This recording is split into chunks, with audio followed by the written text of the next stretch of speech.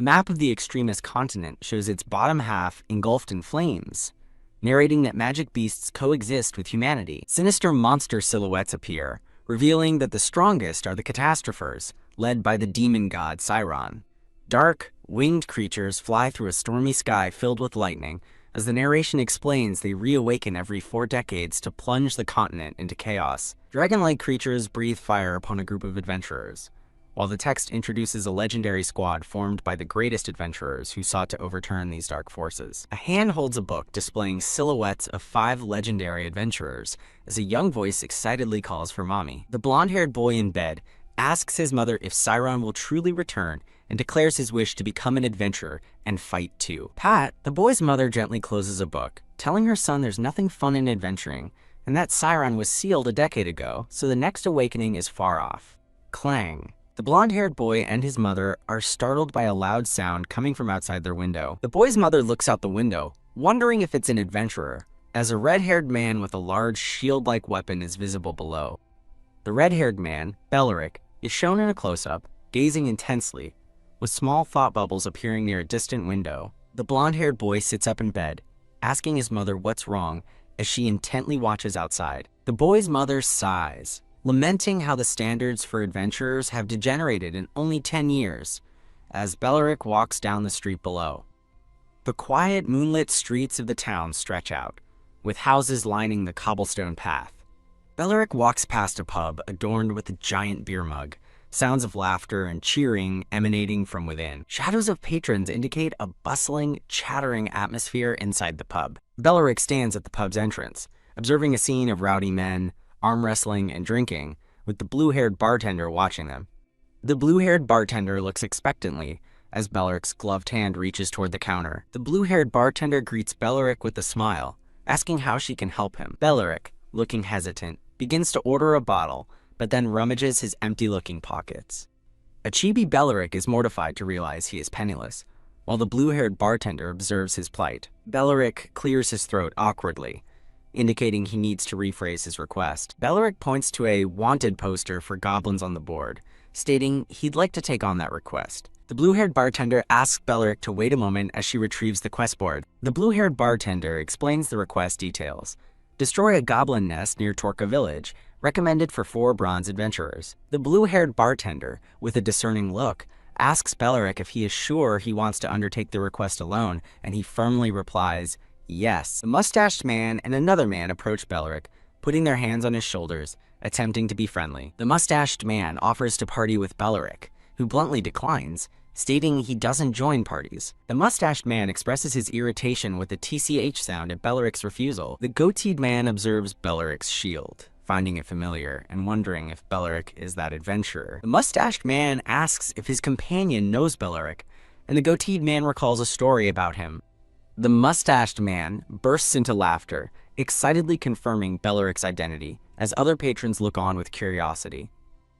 The mustached man loudly draws everyone's attention, mocking Belleric as the oddball who can only defend and not attack. The other adventurers and the blue-haired bartender express disbelief at Belleric's reputation, questioning the utility of a defensive-only adventurer for low-level quests. The mustached man and goateed man smugly remark that they were nearly stuck with someone who couldn't contribute. The goateed man dismissively tells Belleric to take the mission if he wants it.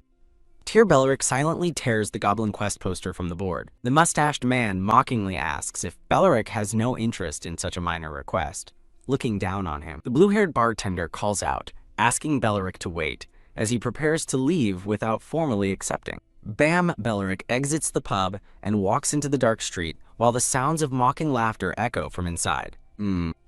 Belleric observes a young girl, Jenny, in the distance, noting the late hour and wonders if she's an adventurer, seeing her pendant. Belleric sighs, reflecting on how society's standards have degenerated, and how easily one can become an adventurer now. Belleric, with a serious expression, introduces himself as Belleric, a bronze adventurer. Belleric holds his large shield to block an attacking wolf, stating his job title, Tank. Bam! Belleric deflects a wolf's attack with his shield, narrating that a tank takes hits to protect allies, but few are willing to understand or be grateful for this role. Belleric stands surrounded by wolves, reflecting that in an era of peace, the tank job is deemed unnecessary, and those focused purely on defense are seen as deviants. Belleric walks through a circle of wolf silhouettes in a forest clearing, pondering what else he could do. Belleric is surrounded by glowing-eyed wolves as he asserts that being a tank is the only thing he excels at. A white-haired hand pays Belleric some money, and he acknowledges that while the goblin request doesn't pay much,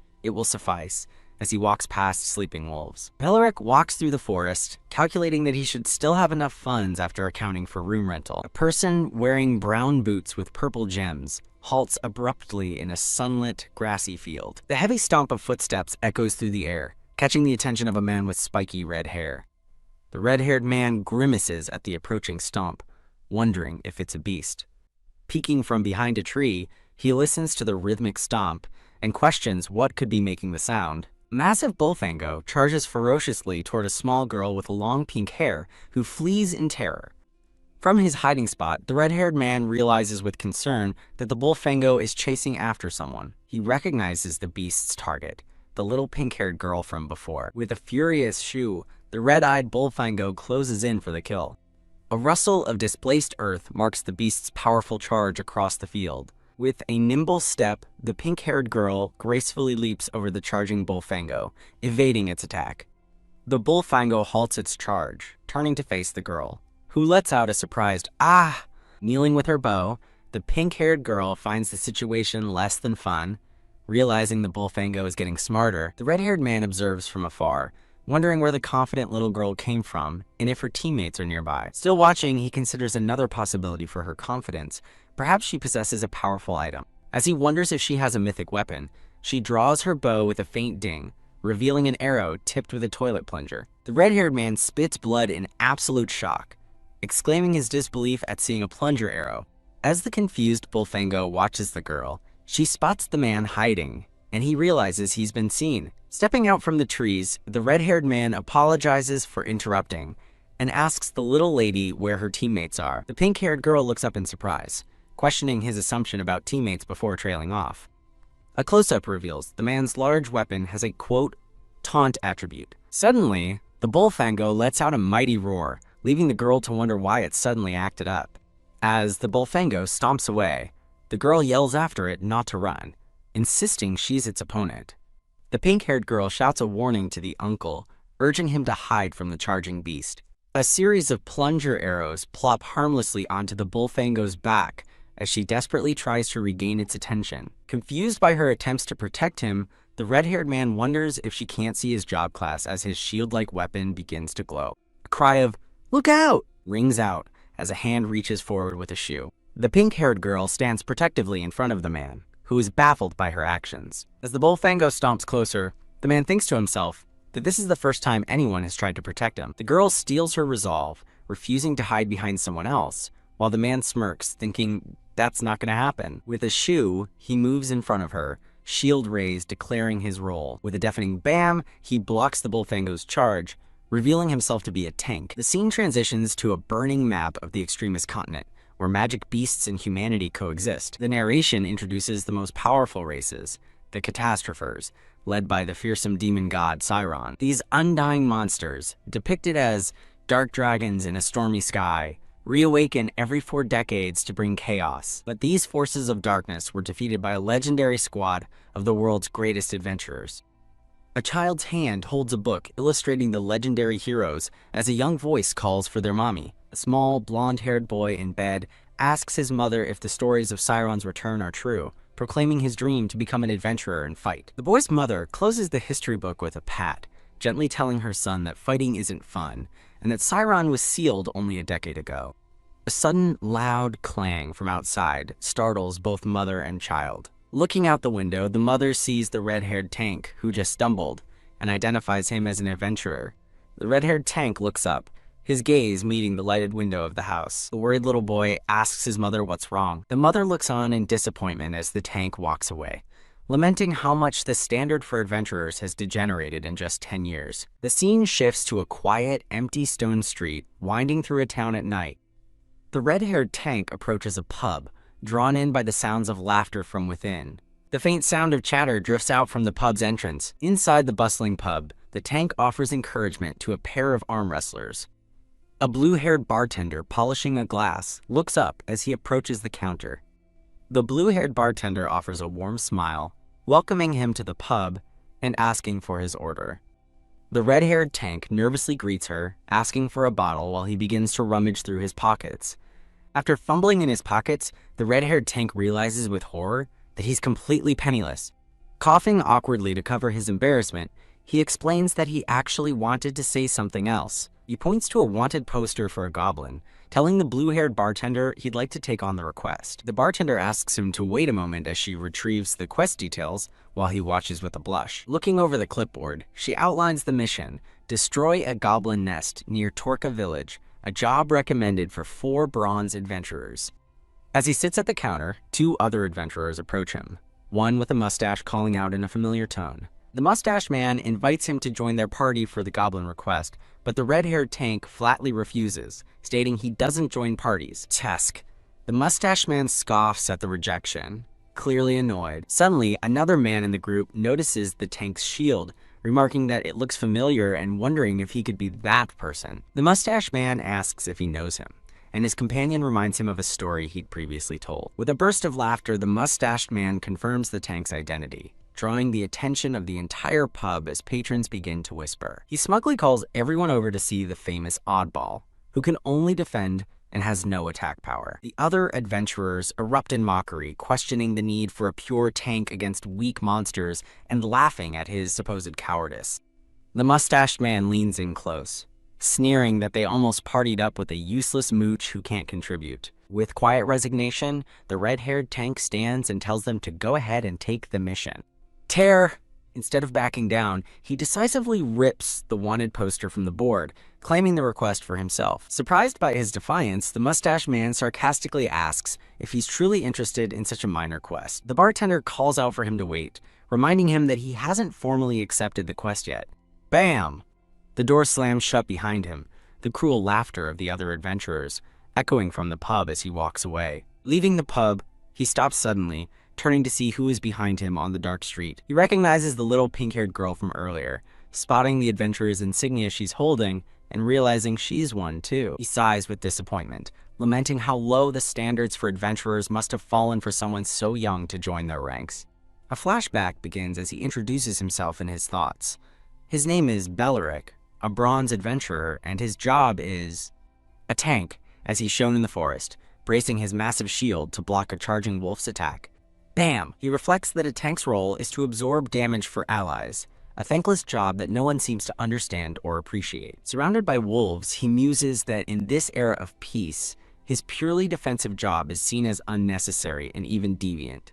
Walking through a clearing filled with the beasts, he resigns himself to his path, accepting what he is. Because after all, using his shield's power to draw every enemy's attack toward himself is the only thing he's truly good at. After using his ability to lull the wolves to sleep, he collects a meager payment of 20 coins, noting it's not much but will have to do. Walking through the woods, he calculates his meager earnings against his pending room rental, hoping he has enough left over. His thoughts are interrupted as he halts abruptly in a sunlit grassy field. Stomp! The heavy thud of footsteps echoes through the air, catching his attention. Belleric grimaces at the approaching sound, wondering if it's a beast. Stomp! Peeking from behind a tree, he listens to the rhythmic sound and questions what could be making it. Massive Bullfango charges ferociously toward the small, pink-haired girl, who flees in terror. From his hiding spot, Belleric realizes with concern that the Bullfango is chasing after someone. He recognizes the beast's target, the little pink-haired girl from the pub. With a furious shoo, the red-eyed Bullfango closes in for the kill. A rustle of displaced earth marks the beast's powerful charge across the field. With a nimble step, the pink-haired girl gracefully leaps over the charging Bullfango, evading its attack. The Bullfango halts its charge, turning to face the girl, who lets out a surprised "Ah!" Kneeling with her bow, the pink-haired girl finds the situation less than fun. Realizing the Bullfango is getting smarter, Belleric observes from afar, wondering where the confident little girl came from and if her teammates are nearby. Still watching, he considers another possibility for her confidence. Perhaps she possesses a powerful item. As he wonders if she has a mythic weapon, she draws her bow with a faint ding, revealing an arrow tipped with a toilet plunger. Belleric spits blood in absolute shock, exclaiming his disbelief at seeing a plunger arrow. As the confused Bullfango watches the girl, she spots Belleric hiding, and he realizes he's been seen. Stepping out from the trees with the plunger-stuck Bullfango in the background, Belleric apologizes and asks where her teammates are. The pink-haired girl looks up in surprise, questioning his assumption about teammates before trailing off. A close-up reveals Belleric's large weapon has a powerful taunt attribute, Roar. The Bullfango lets out a mighty cry, leaving the confused pink-haired girl to wonder why it suddenly acted up. As the Bullfango stomps away, she yells for it not to run, insisting that she is its opponent. Panicked, she turns and shouts a warning to the uncle, urging him to hide from the charging beast. Plop, plop. A volley of plunger arrows lands harmlessly on the Bullfango's hide as she desperately tries to regain its attention. Belleric is baffled that the girl is worried for him, wondering if she can't see his job as his shield-like weapon begins to glow. A cry of, "Look out!" rings out as a hand reaches forward with a swift shoe. The pink-haired girl stands protectively in front of Belleric, whose eyes widen in shock as he questions what she's doing. As the Bullfango stomps closer, Belleric thinks to himself that this is the first time anyone has ever tried to protect him. The girl steals her resolve, refusing to hide behind someone else, while Belleric smirks, thinking that's not going to happen. With a shoe, he moves in front of her, shield raised, ready to fulfill his role. Bam. With a deafening crash, he blocks the Bullfango's charge, revealing himself to be a tank, Duong. The force of the impact startles a flock of birds as the girl looks on in awe. She stares in wide-eyed confusion as Belleric easily holds his ground against the beast. Bam! The Bullfango roars in frustration as it's knocked backward by the immovable shield. Belleric remains firm, his expression shadowed with concentration as he holds his stance. The pink-haired girl's eyes sparkle with admiration as she exclaims that his defense was incredible. With the Bullfango temporarily dazed, the two adventurers express their mutual surprise at meeting another adventurer. As the girl gushes about his blocking ability, Belleric sternly tells her to focus and deal with the enemy. She agrees, readying her bow as the Bullfango prepares to charge once more. With a wink, she aims a plunger arrow, announcing her radiant arrow skill as a blushing Belleric turns away. Plop! The plunger sticks squarely between the Bullfango's eyes as she celebrates that it wasn't deflected. With a determined grin, she unleashes a rapid volley of plunger arrows. Belleric observes that while the girl's skill with a bow is impressive, her attacks are doing no damage. Noting her low level, he pushes her aside to intercept the charging Bullfango himself. Her repeated cries of "Radiant Arrow" echo through the lush forest. After the battle, the pink-haired girl stretches wearily, exclaiming how tiring it was. She remarks that she's out of energy, looking over at the Bullfango, which is huffing with equal exhaustion. Belleric internally muses that the beast is likely more exhausted from ramming his shield than from her attacks. The girl wonders aloud why the Bullfango was so aggressive, noting that they usually run away. Pointing at the beast's head, she notices something strange and urges Belleric to look. She recognizes a red gem embedded in its forehead as a crystal of Siron, the source of its berserk rage. With a hup, she leaps onto the Bullfango's head and plucks the crystal free. After patting the now calm beast, she breaks the corrupting crystal in her hands. She offers half of the broken crystal to a surprised Belleric as his share. Smiling, she explains that he contributed a lot to the battle and deserves part of the reward. Belleric turns down her offer, telling her she can have the entire crystal. Staring at the rare material, she's surprised he doesn't want it, and thinks to herself what a weirdo he is. Putting the crystal away, she introduces herself as Jeanette, a bronze adventurer, but says he can call her Jenny. As she pats him on the head, a slightly flustered Belleric introduces himself. Jenny pats him happily, asking if he also undertakes missions on his own. He admits he's not used to partying up, privately finding her overwhelming friendliness to be a pain. Jenny insists they worked well together, describing their perfect synergy of a blocker and a damage dealer. Belleric sighs at her complete cluelessness while she hums a happy tune beside him. As they walk with the pacified Bullfango, Jenny declares she's hungry and suggests a meal, and Belleric decides to just let her be happy. While walking deeper into the woods, Belleric finally asks why her arrows are plungers. Jenny cheerfully explains it's because she doesn't want to hurt her enemies, leaving him utterly baffled. She elaborates that the Bullfango wasn't truly evil, just controlled, so she couldn't bring herself to harm it. Shoo! A sudden sound from the side catches Belleric's attention. Watch out, Belleric shouts, pulling a terrified Jenny out of the way as a slash of dark energy strikes where she stood. A shadowy, feminine figure floats in the air, commending Belleric for being good enough to detect and block her attack. A woman in high heels lands before them, musing aloud about the quality of bronze adventurers as Belleric notes her pure dark energy. Belleric sweats, wondering about her identity as a woman with long white hair and dual daggers emerges from the shadows, finding the encounter interesting. A flashback explains that Sciron, the continent's source of chaos, split its dark energy into countless individual entities. The narration continues, describing how these entities devoured each other until only the 7 strongest remained, known as the 7 demon generals. These generals serve Sciron directly. Back in the present, Belleric demands to know who the woman is, sensing she is a high-tier opponent. Smiling confidently, she introduces herself as Yule, a reconnaissance officer serving one of the demon generals. Both Belleric and Jenny are stunned, as Yule names her master Lord Greed, the Avaricious.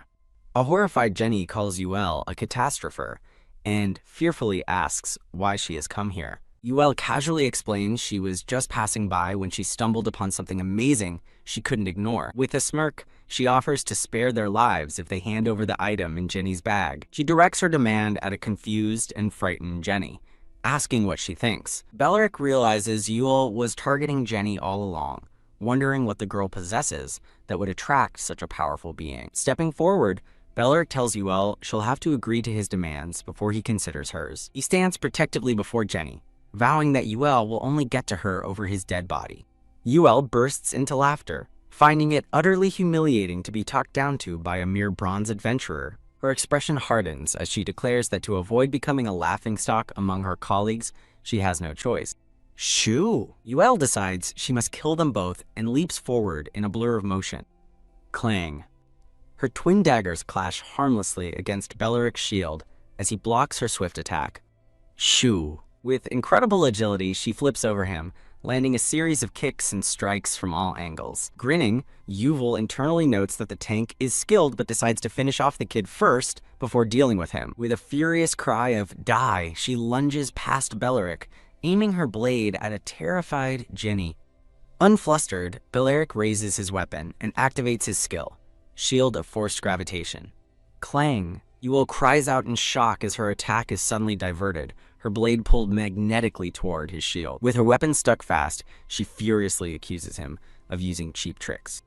Her eyes widen in disbelief as she struggles to free her blades. Belleric calmly reminds her that he already told her she wouldn't harm Jenny while he was standing.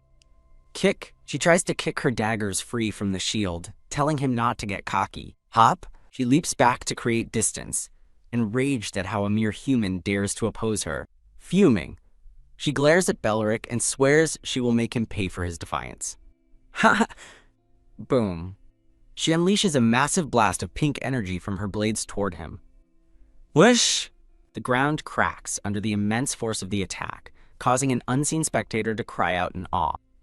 Boom! She relentlessly bombards Belleric with energy blasts, mocking his endurance as he grits his teeth and holds his ground. After the smoke clears, Yule stares in shock, finding it impossible that they both survived her onslaught. She wonders how he could still be standing after her full power attack, questioning if his level is secretly higher than hers. With a determined look, she prepares to unleash her ultimate skill. Praying to Sciron for strength, her eyes begin to glow with immense power. She unleashes Illusory Thunderclap, a barrage of rapid strikes, as a worried Jenny shouts Belleric's name. Just as Yule's attack connects, Jenny fires her own ultimate attack from behind Belleric, another radiant arrow. Plop.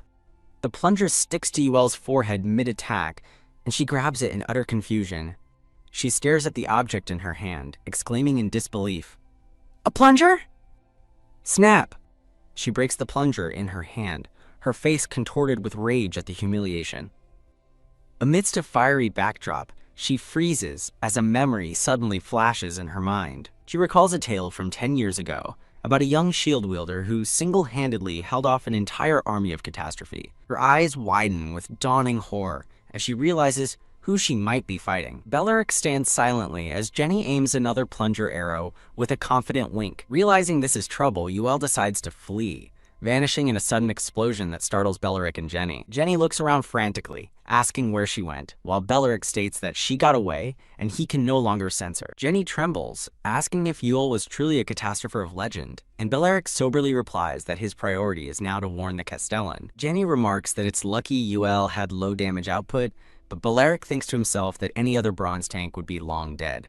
Continuing their journey through the woods, Belleric turns to speak to Jenny. Belleric asks Jenny what the attacker was after, and she replies that she has a guess. Ding ding! She pulls a scroll case from her satchel, and Belleric stares at it intently. She proudly reveals a mythic weapon synthesis scroll, explaining that her parents left it for her. Belleric repeats her words, and she cheerfully confirms that both her parents are legend rank adventurers. She recalls them promising to meet her again once she's gathered all the materials needed to craft a mythic bow. Scratching her head, she admits the process is more complex than she expected, and she needs to get stronger to find the materials. Belleric listens with a serious expression, contemplating her difficult quest. He surprises Jenny by asking if she would like to form a party with him. A shocked but delighted Jenny reminds him he doesn't like parties, but he counters that she said they worked well together. Belleric confirms his offer, and a joyful Jenny takes his hand, declaring the matter settled. As they walk into the sunset, she makes him promise not to take it back, and he internally muses that with her, he might find hope again. The series title is displayed. I, who blocked the Demon King's ultimate attack, ended up as the little hero's nanny. The scene shifts to the bustling street outside the Norland City Adventurers Guild. A woman at the guild counter pushes a pile of gold coins to an excited Jenny, confirming their 12 gold reward for the quest. Jenny marvels at the large sum of money, excitedly declaring that they'll have a feast for dinner. As the blue-haired bartender looks on, Jenny eagerly suggests a place with great apple pies, while Belleric agrees to anything. The mustached adventurer from earlier smirks as he watches them from his table. The mustached man loudly mocks Belleric, asking if he exhausted his targets to death with his shield, while his companion calls Jenny a runt. Jenny fiercely defends herself and Belleric, announcing that she is an adventurer in his party. The three mocking adventurers stare at her in disbelief, finding her claim ridiculous. The men burst into raucous laughter at her declaration. The mustached man sneers, mocking Belleric for abandoning his lone wolf act to party up with a child. Shoo! A plunger arrow suddenly flies through the air. Bap! The plunger smacks the mustache man right in the face. Jenny stands her ground, furiously telling the men not to disrespect Belleric, and that he's far more incredible than them. Pop! The man rips the plunger off his face, staring at it in stunned disbelief. Pop! He slams the plunger onto the table in a fit of rage, furious at the humiliation. Crack! Enraged, he calls for his friends to back him up as he prepares to start a fight. The bartender yells for them to stop, reminding them that violence is forbidden, but the men charge forward anyway. The three angry men rush toward Belleric and Jenny, ready to attack. Shoo! Splash! A powerful stream of magical blue water shoots past the brawlers. Splash! The water douses the charging men, shocking them to a halt as they cry out in confusion. The mustache man stares in bewilderment as glowing blue energy swirls around his hands. Thump! Ropes of water magically bind the three men, lifting them into the air as they struggle helplessly. A blonde woman with braided hair appears, calmly declaring that's enough as she dissipates her water magic. The crowd recognizes the woman as the Castellan, Lord LeCaire Floyd, as she stands outside with her mounted guards. Jenny stares in wide-eyed amazement, wondering if she's really the Castellan.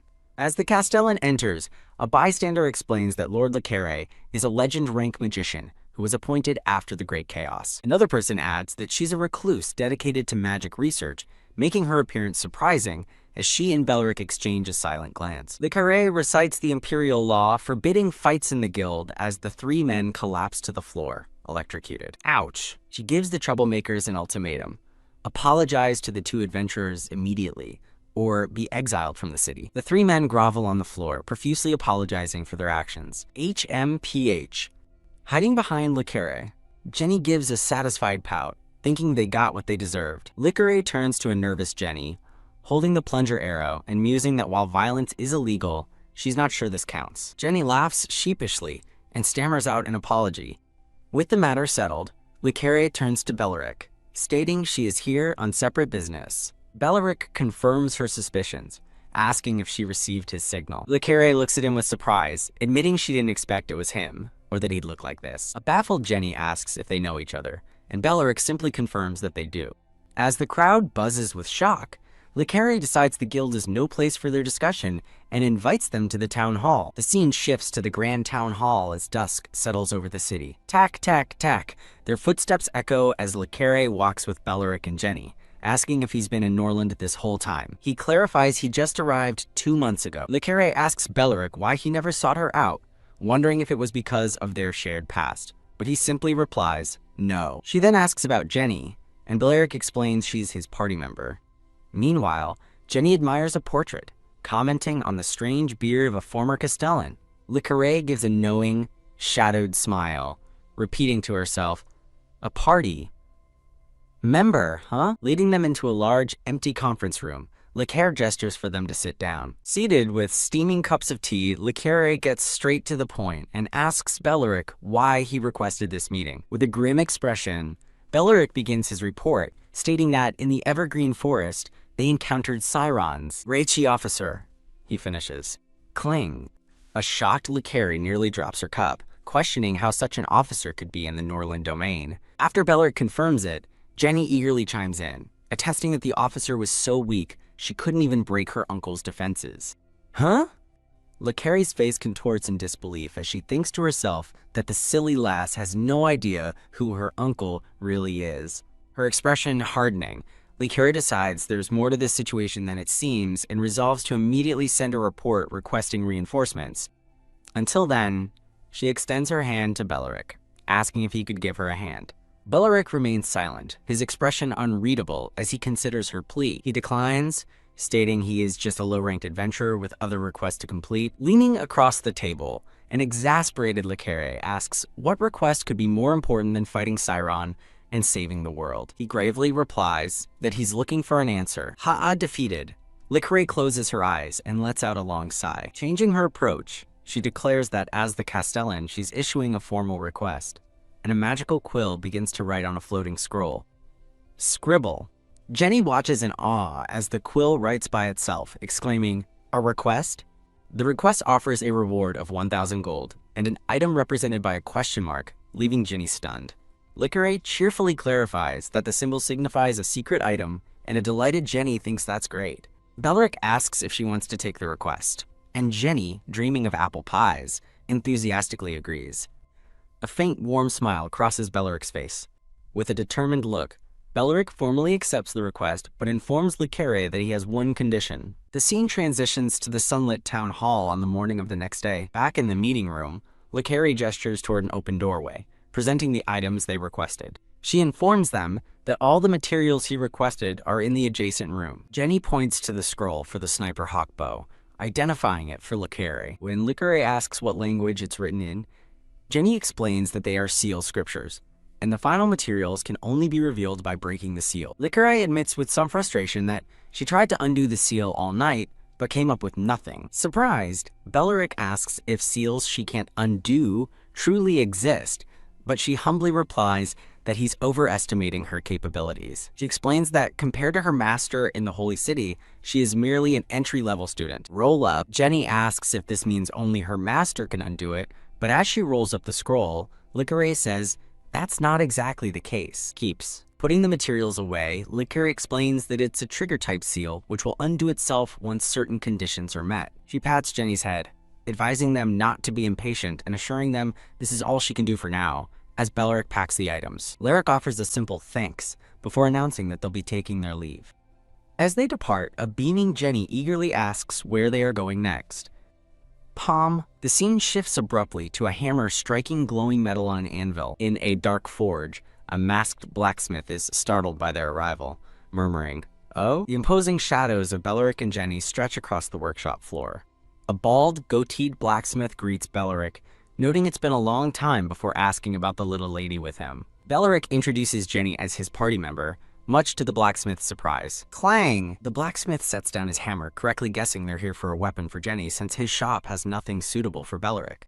Clang! He rummages through a pile of gear, searching for a bow for her. He proudly presents a composite bow made from the horns of an iron-hooved bull, which boasts an unyielding attribute to boost stamina.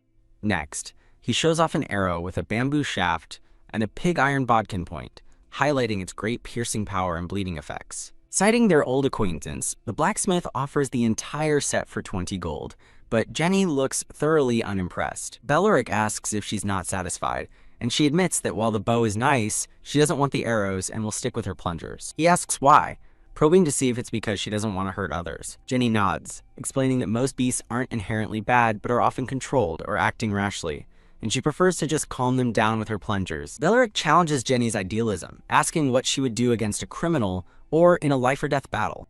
She insists she would simply defeat them and send them to prison. He presses harder, asking what if her kindness toward a catastropher led to more innocent deaths, making her responsible. She nervously backs away from his intense questioning. Jenny hesitates, her hands clenching as she struggles to find an answer, tears welling in her eyes. A distraught Jenny can only stammer, unable to defend her beliefs. Seeing her distress, Belleric closes his eyes and lets out a resigned sigh. Squat. He kneels to her level, gently explaining that while weapons can hurt, in the right hands, they can also become tools of protection. He pats her head, and she looks up with a small, understanding smile, affirming that she gets it. With newfound resolve, Jenny takes the sharp arrows from Belleric as he tells her they'll be needed. The scene shifts to a vast, lush landscape with a river winding through the forest. Now, equipped with the new arrows, Jenny walks through the woods, looking up with a hint of concern. As they walk, Jenny asks Belleric why they are bothering with ordinary requests when they have the Castellan's mission to hunt the catastropher. She continues to question their detour, wondering why they are taking on so many other tasks. Belleric explains that finding their target in the vast forest will take time, so they might as well complete other jobs along the way. He adds that she's not ready yet, leaving a confused Jenny to wonder what he means. Shoo! A glowing blue crystalline arrow suddenly zips past Belleric's face. Belleric instantly pulls a startled Jenny behind him, shielding her from the unseen attacker. Holding her back as she readies her bow, he warns her to wait, noting that such a precise attack must have come from humans. A voice from the trees confirms his suspicion, telling an unseen ally that he told them they were humans and to hold their fire. A blonde man in ornate armor emerges and bows, apologizing for the misunderstanding and explaining his companion mistook them for monsters. He introduces himself as Perot, leader of the gold-ranked party Guards of the Blazing Sun, and asks if they are also adventurers on the Dogue Company's request. Belleric confirms they are there for sentry duty at the sawmill, as stated in the request. Pat! Perot cheerfully claps Belleric on the shoulder, declaring them colleagues and leading the way toward the sawmill. Jenny watches in awe as one of Perot's companions reveals a glowing blue sword. As they follow, Perot's party scoffs at the bronze-ranked rookies, but he dismisses it, confident that with no strong monsters around, the job is a cakewalk. Perot and his hooded companions smirk, agreeing that the sentry duty is just a formality for the big company. The path opens up, showing a clear blue sky through the forest canopy. They arrive at a shocking sight. A vast, barren clearing filled with tree stumps, the sawmill standing in the center of the destruction. As Belleric and Jenny walk through the desolate landscape, he grimly surveys the scene. A man named Wood, the manager, welcomes the famous Guards of the Blazing Sun to the Dog Sawmill. Perot awkwardly gestures to his team, clarifying that only the 4 of them are the Guards party. Wood asks about Belleric and Jenny, and upon learning they also have the request, he wonders if multiple jobs were posted, while Jenny imagines a villain destroying the forest. Internally annoyed about the budget, Wood puts on a smile and warmly welcomes the extra adventurers. While the manager shows the gold-ranked party to better quarters, he directs Belleric and Jenny to a shabby room, causing Jenny to protest the blatant favoritism. Belleric calmly suggests they might just be out of rooms, but an indignant Jenny insists that's not the reason at all. Flustered, Jenny quickly denies it, asserting that she's been through much worse. Belleric gives her a reassuring pat on the head, and she looks up at him, mollified. Deciding to get to work, Belleric suggests they go familiarize themselves with the area. They learn the grim history of the place. A foreman whips enslaved green demi-humans as a narrator explains this was once their forest home before the Dogue Company arrived. The story concludes that the company enslaved the demi-humans and forced them to destroy their own home, prompting Perot to call them bastards. Jenny angrily turns to face Perot's party, holding one of them back. She confronts Perot, demanding to know if he accepted the request even after learning about the company's evil deeds. Perot and his companion fall silent, unable to meet her gaze. He admits the company is despicable, but claims the reward was too high to refuse, assuming Belleric and Jenny are there for the same reason. No, Jenny furiously shouts back, declaring that they are not like them. Her anger turns to surprise as she looks up at the sky with a gasp.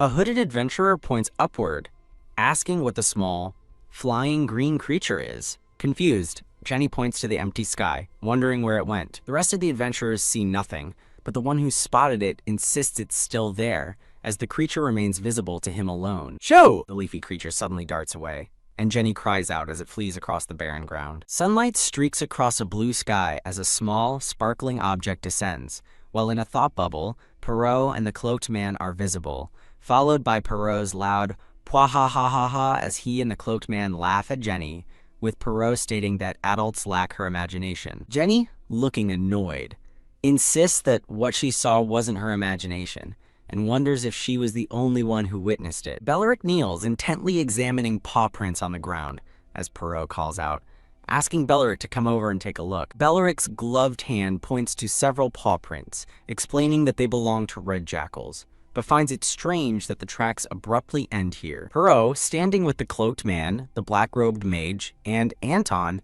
argues with Belleric that wild animals avoid human settlements, suggesting there's nothing unusual about the tracks ending, while Jenny crouches nearby. Perrault, smiling confidently, questions if Belleric is being too uptight, prompting Belleric to silently ponder if that's truly the case. Perrault and the cloaked man laugh, reassuring Belleric there's nothing to be afraid of with them around, jokingly adding they'll leave Belleric in charge of the cubs later. Belleric observes the jackal tracks more closely, noting that patterns emerge, and their sheer numbers could severely impact the sawmill's defenses. Perrault, the cloaked man, the black-robed mage, and Anton walk away, with Perrault mockingly telling Belleric to research the tracks himself as they head back for meals, while Belleric ponders why the tracks stopped. Belleric gazes into the distance, realizing the jackals were here for a purpose, concluding that they will have company tonight.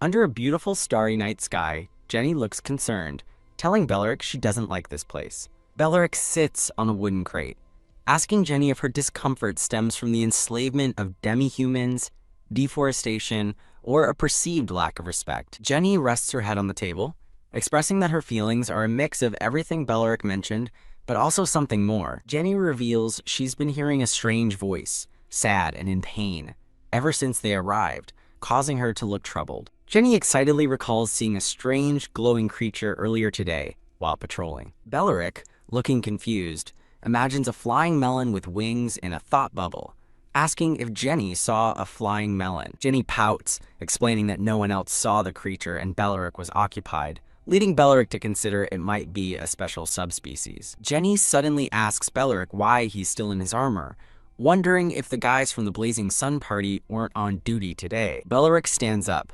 towering over Jenny, silently preparing for something as Stands Up appears beside him. A cloaked man, yawning and looking out at the night sky, tells Belleric he has a bad feeling and that something is going to happen tonight, advising him to get ready. Another cloaked man on a watchtower yawns, complaining about being sleepy and disliking this godforsaken place, stating he's only here for the commission. Russell, the cloaked watchman, hears a sound and questions what it is, looking alert. The cloaked watchman stares into the dark forest, his expression growing serious. "What?" The cloaked watchman is startled as glowing red eyes appear in the forest, and a horde of shadowy raven-like creatures descends with squawking sounds, realizing it's an attack. A black shadow engulfs the watchtower as Perrault, Anton, and the black-robed mage stare in shock, wondering what's happening and if Barry is okay, with Perrault urging them to quickly take a look. Perrault and Anton gasp in horror, realizing the overwhelming number of attacking creatures is far greater than what was reported, as a vast swarm of shadowy figures fills the sky. Flash Perrault shouts for a retreat, urging everyone to get up as the black-robed mage falls to the ground, a dagger nearby. Shoo! A close-up reveals the black-robed mage's hand reaching out on the ground, showing a purple ring on her finger. Monster attack screams echo as Jenny, standing in the doorway, wonders what's going on, while Belleric looks serious, realizing there's trouble and stating he knew it. Belleric, with a determined expression, tells Jenny to suit up, and she eagerly responds, "Yes, sir." Wah! The village is plunged into chaos under a starry sky as shadowy creatures attack, villagers screaming and running for their lives. Shoo! A man in a white turban desperately cries for help as a wolf-like creature lunges, but Perrault quickly intervenes, deflecting the attack with his sword. Perrault tells the man in the white turban to get somewhere safe, but the man frantically points out that monsters are everywhere. Perot grimaces, acknowledging that the monsters are too numerous, and their small group won't be able to handle them all. Anton, standing near Belleric, rallies the injured villagers to come to her, while the black-robed mage on the watchtower fires glowing projectiles, battling the cawing, shadowy birds. The black-robed mage on the watchtower, wielding a glowing blue staff, looks stressed, realizing the increasing numbers of the shadowy creatures. Ka, a large, dark bird with glowing red eyes, lunges toward the black-robed mage, who stares in shock. Whoosh! The black-robed mage shouts, "Oh no!" as a monstrous dark bird swoops in, its large claws, seemingly about to grab her. Stab! Ka, a red arrow, presumably from Jenny, strikes the monstrous dark bird as the black-robed mage lies on the watchtower, recovering from the attack. The black-robed mage recognizes other adventurers in the distance as them, while Belleric instructs Jenny to focus on the skies and leave the ground to him, with Jenny responding, "Roger!" Clang. Belleric uses his shield to block a darting wolf, while Perot slashes at another, attacking the ground forces with his sword. Awoo! Belleric instructs Perot to focus on slashing while he blocks, as Perot silently considers his words. Ving, Belleric, holding his glowing shield, and Perot with his sword stand ready to fight amidst the attacking wolves and shadowy birds, with the black-robed mage still on the watchtower in the background. Perot reluctantly agrees and asks Anton to back him up, to which she replies, "Got it." Anton casts Halo of Power with a glowing staff, empowering Perot with golden energy as he prepares his sword. Awoo! Belleric stands firm, blocking numerous wolves with his shield as shadowy birds caw in the background, a glowing light emanating from his position. Belleric shouts for Perot that now's your chance. Perot, with a fierce expression, lunges forward with his sword, shouting, "Ha!" Boom! Perot's glowing sword strikes down a large, shadowy bird, while other birds and wolves react to the powerful attack. Huffs! Belleric and Perot stand among the defeated creatures, a lone feather floating in the air, the immediate threat seemingly neutralized. Roar! Under a full moon, a colossal beetle-like monster leads a demonic horde against a small village, whose defenders are quickly being overwhelmed. The blonde-haired adventurer in charge stares in horror, realizing there's no end to the monster onslaught. While one knight is swarmed by wolves, another adventurer frantically tells a blonde healer named Anton to buff him as they run out of time. Whoosh! From a watchtower, Jenny and a robed figure launch a volley of magical energy that rains down on the flying monsters. Jenny grits her teeth in frustration, realizing the waves of enemies are endless, and she's almost out of arrows. Belleric watches grimly as goblins and wolves overrun another part of the village, wondering if the defenses there have collapsed. Kalwa. As a blonde woman prepares a spell, a goblin dances mockingly nearby, and Belleric observes the unfolding chaos. A panicked man in a white turban shouts for everyone to follow him into the storage house to hide. The blonde-haired adventurer argues that hiding is pointless, as the monsters will eventually break in anyway. Enraged, the turban man demands the adventurer clear a path, reminding him that's what he's being paid for. Kachuk. As the blonde adventurer freezes in shock, a massive beast smashes through the wall behind him. Roar. A giant bullfango charges, causing the blonde adventurer to scream for help as Belleric identifies the massive boar. Humiliated, the gold-ranked party leader tries to steel himself, thinking he must do something about this disgrace. Taking command, the leader orders Anton and a wizard to reinforce the left flank, while he and an adventurer named Barry handle the bullfango. The hooded adventurer, Barry, roughly shoves Belleric aside, telling him he's in the way. Rum. Dong. The bullfango slams into Barry, sending him flying through the air with a scream of pain. Ugh. Barry lies defeated and broken on the ground. A fellow adventurer stares in shock at the fallen Barry, calling out his name in disbelief. Overcome with terror, the party leader stammers for a moment before screaming for everyone to retreat. Whoosh! Belleric ignores the order to retreat and rushes past the terrified leader, heading straight for the bullfango. The blonde man shouts after Belleric, warning him that he's crazy and will die pointlessly if he tries to fight alone. Believing Belleric has lost his mind, the man watches in disbelief as Belleric resolves to use that special ability. Dak! Dak! Belleric lands firmly on a wooden rooftop, preparing to face the monster horde. Bam! Roar! He slams his shield down, single-handedly blocking the charging Bullfango as the villagers watch from behind him. In a fluid motion, Beleric leaps over the beast, using his shield to pivot and land perfectly. Roars fill the air as Beleric prepares to unleash his ultimate skill against the horde of giant monsters. Clap! Whoosh! Beleric claps his hands together, unleashing a brilliant golden light that radiates outward in powerful waves. Shoo! Bam! A protective barrier of light erupts from Beleric, violently repelling the attacking monsters. Whoosh! The golden barrier expands into a massive dome, shielding the entire village from the swarming monsters above and below. The protective dome of light continues to expand, pushing the monsters further away. Whoa! The other adventurers watch in awe as the massive barrier shoves even the colossal beetle monster back. A stunned Jenny stares at the incredible display of power, wondering if this is truly Beleric's skill. The blonde adventurer gapes in disbelief, realizing the massive barrier must be at least a level 80 skill. As Beleric stands bathed in light, his companion wonders how a mere bronze-ranked rookie could be so powerful. Staring at Beleric's resolute profile, the man questions who this mysterious adventurer truly is. Watching from a nearby forest, Yual identifies the ability as a level 85 skill, and wonders why such a powerful adventurer is at a remote sawmill. Her eyes narrow with suspicion as she considers the possibility that her plans have been discovered. Tisk! Annoyed that her ambush has failed, Yual decides there's no point in continuing the attack. Whoosh! Beleric maintains his stance, the energy of his powerful skill swirling around him. The camera pans down, showing Beleric's firm and unwavering posture. Jenny rushes to Beleric's side with a cheerful smile, asking if he's okay and announcing their intent to finish off the remaining monsters. As Beleric looks on, his companion marvels at his incredible barrier, which has trapped all the monsters outside. Beleric explains that the barrier is only a temporary measure, as the enemy shows no signs of retreating and they have no reinforcements. Suddenly, Beleric's attention is caught by a bright light appearing on a distant hill. The approaching light mystically freezes the entire monster horde in its tracks. Compelled by an unseen force, the monsters turn and begin to retreat from the light. With the monsters gone, Jenny wonders why they suddenly retreated and if they've given up. Beleric gravely explains that they likely received orders from someone else, leaving Jenny to ponder who could command such a force.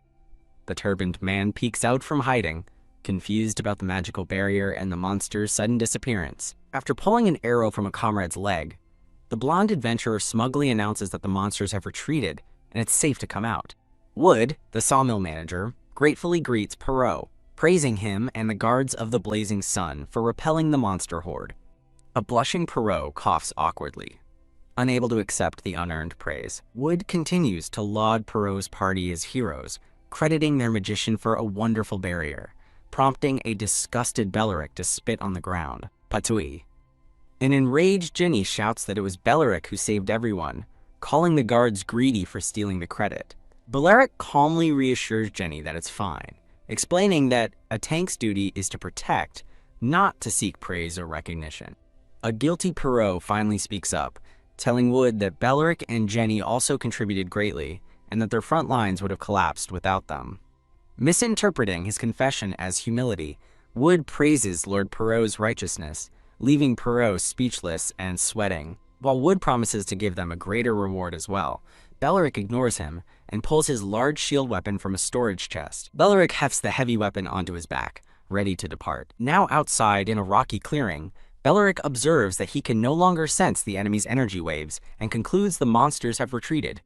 Shoo.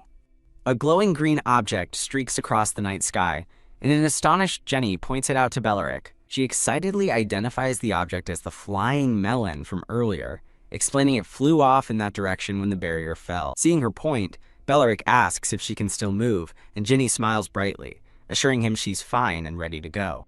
As Beleric and Jenny prepare to leave, a confused Wood and Perot call after them, asking why they're leaving now. Whoosh! The scene shifts to a massive, ancient tree under a full moon, its trunk glowing with a sinister red aura. Thump! At the base of the tree, several intricate purple magic circles suddenly flare to life on the ground. Roar! A monstrous, horned insectoid beast stands within the circles, surrounded by robed cultists, red crystals, and the white-haired Yule. A purple-robed cultist reports to Lord Yule that they have successfully strengthened the mind control spell over the monster horde. A masked cultist announces they are ready to launch the attack at any moment, but Yule calmly states it won't be necessary. Yule dismisses the horde as useless, questioning how they could possibly defeat a city protected by a level 90 expert if they couldn't even destroy a sawmill. Hup! At Yule's command, a subordinate leaps away with orders to keep the horde on alert, while they focus on capturing a mysterious existence. Yule rallies her followers, commanding them not to interfere with Lord Avarich's great plan, which is their primary mission. Having followed the trail, Jenny peeks out from the woods, pointing out the cultists and a large red crystal to Beleric. Jenny recognizes Yule as the Retchi officer they defeated earlier, and realizes she is the mastermind behind the attacks. Peeking from behind a tree, a stunned Jenny notes the incredible size of the tree as Beleric confirms the legend of a gigantic divine tree in the forest. Beleric theorizes that the divine tree holds a crystal of pure natural energy, and that the enemy is aiming to take it over. Feeling overwhelmed by the complexity of the situation, Jenny asks Beleric what they should do now. Beleric hands Jenny a small, glowing charm, telling her to take it and crush it immediately if anything happens. He instructs her to stay close and remain hidden from the cultists as they move in to pursue Yule. Jenny spots the mind-controlled monsters nearby and asks if they should liberate them, but Beleric tells her they don't have time. Step! As Beleric advances, his foot lands squarely on a hidden magic circle in the grass. Ving! A bright blue light erupts from the ground, and Beleric curses, realizing he's triggered a detection magic array. A cultist perched on the tree spots them instantly, shouting, "Intruders!" and ordering everyone to attack. The scene transitions to a credits page for the manhwa. I, who blocked the Demon King's ultimate attack, ended up as the little hero's nanny. A masked cultist with red fur trim reports that, just as Lord Yule predicted, someone tried to sneak in, but he's surprised it's only 2 of them. Beleric and Jenny stand exposed in a clearing before the cultists, and he wonders aloud if their enemies are looking down on them. Deciding they have to fight, Beleric tells a nervous Jenny to get behind him. Shoo! With a swift movement, Beleric brings his massive shield to the front. The polished surface of his shield reflects the image of the approaching cultist leader. Swoom! The cultist leader commands an attack, and his subordinates unleash a volley of fireballs toward the duo. Beleric braces himself, activating elemental absorption as the fireballs streak toward his shield. Boom! The fireballs converge on Beleric's shield, erupting in a massive torrent of flame that he endures without moving. The cultists can only stare in silence, as their fiery attacks are sucked into glowing spiral patterns on the shield's surface. Jenny looks on in astonishment, asking if the shield really absorbed all of those fireballs. Ving! Beleric activates his mirror reflection, causing his shield to glow intensely, as he prepares to unleash the absorbed energy. The cultist leader screams, "What?" in disbelief, realizing Beleric can reflect their magic as Jenny cries out from the blast. Boom! The reflected fireballs explode among the cultists, who scream in agony, while one member desperately casts a protection barrier. The lead cultist curses in frustration as his followers are incinerated around him. Jenny leaps for joy, cheering Beleric's excellent move, but he warns her to stay focused since they are still outnumbered. With a serious expression, Beleric instructs Jenny to quickly use the summoning medium he gave her earlier. Jenny holds up a small blue crystal accessory, asking if this is the item being referred to. Someone instructs her to crush the blue crystal, and with a crack, a hand shatters it. Jenny floats gracefully, enveloped in a swirling blue and green magical aura, with a whoosh. The masked cultist leader with red fur trim frantically orders his followers to stop the heroes, realizing they are calling for backup. The masked cultist leader floats before the massive tree, emanating a powerful red aura. Beleric and Jenny stand ready as a powerful shout echoes from the large tree. A cloaked figure, likely the masked cultist leader, sends forth a purplish cloud with a whoosh. Beleric exclaims in shock, warning Jenny to cover her mouth and nose, identifying the incoming cloud as toxic fumes. The masked cultist leader mockingly challenges Beleric to reflect his dark attack. Beleric watches in distress as Jenny coughs from the toxic fumes, and the cultist's voice questions how long she can endure. Beleric, grim with worry, realizes the severity of the situation and thinks they must quickly stop the cultist. Beleric watches in disbelief as cultists, daggers drawn, prepare to sacrifice themselves to stop him, while the masked leader floats menacingly above. Belleric struggles, fending off a cultist, while a coughing Jenny weakly calls out his name. A strained Belleric orders Jenny to shoot down the cultist leader. Jenny, looking unwell and trembling, struggles to ready her bow.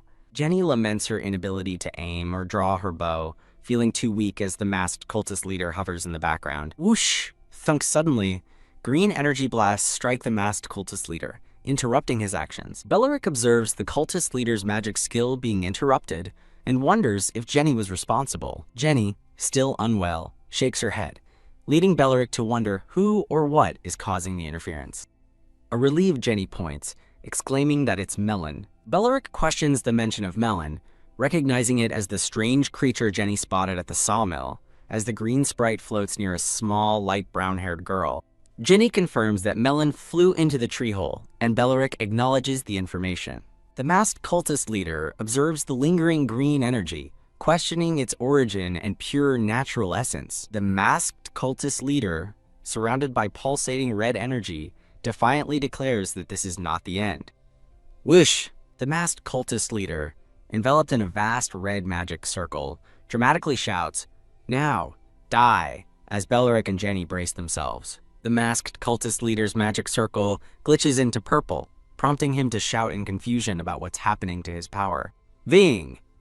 Lord Lecaire Floyd, holding a golden glowing orb, casts an edict of silence. Lord Lecaire Floyd asks if Jenny is all right, who replies weakly as they are surrounded by light blue mist and several cloaked figures. Jenny's face lights up with shock and happiness, recognizing the arriving Castellan. Lord Lecaire Floyd stands with her guards, while Belleric curses as the masked cultist leader struggles, seemingly muffled by a spell. Shoot! With a determined expression, Lord Lecaire Floyd unleashes a powerful aquatorrent of blue water energy. Wag! The masked cultist leader is violently struck by the aquatorrent, flinging him backward to the ground with a TH wump. The injured masked cultist leader lies on the ground, weakly calling out for Lord Greed. Lord Lecaire Floyd scolds Belleric for charging into the cultists' main camp alone, while he remains silent. Belleric, with a serious expression, explains that his actions were an emergency and he had no other choice. The gigantic tree glows ominously with red energy,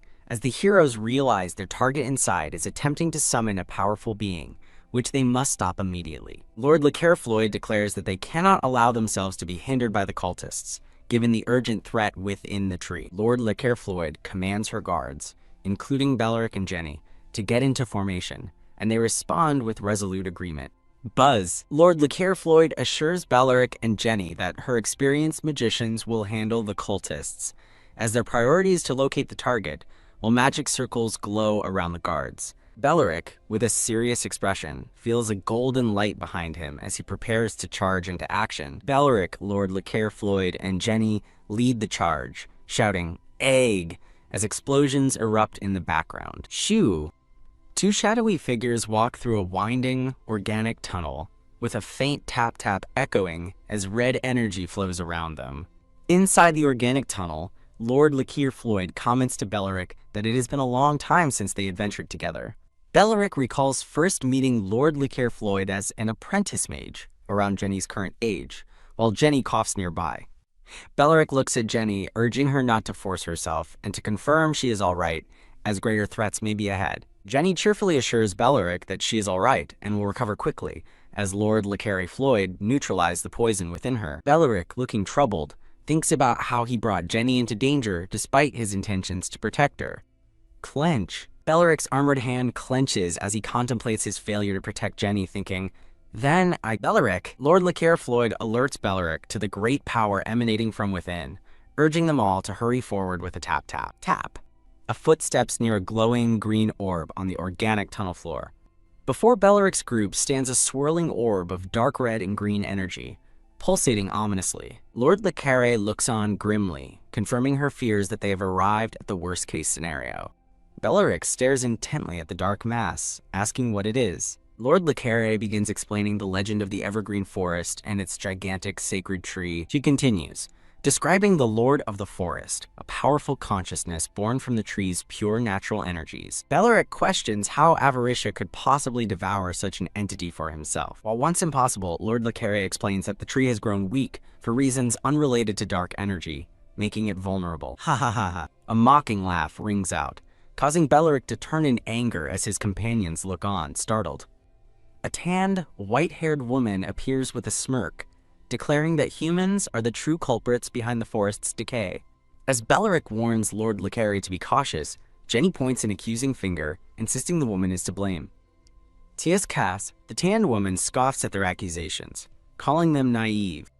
She elaborates that humans selfishly logged the forest, hunted its creatures, and enslaved its people without a second thought. Looking at Lord Le Carre, she clarifies that she isn't blaming her, but is actually grateful for humanity's avarice. Bathed in a sinister green glow, she proclaims that their ever-expanding greed is what made her plan possible. Beleric realizes she is stalling for time and yells for Lord Le Carre to stop the ceremony, but as the spell begins, the woman attacks. Shoo, taunting that she won't give them a chance, the woman screams, "Die!" as she grabs Lord Le Carre's face.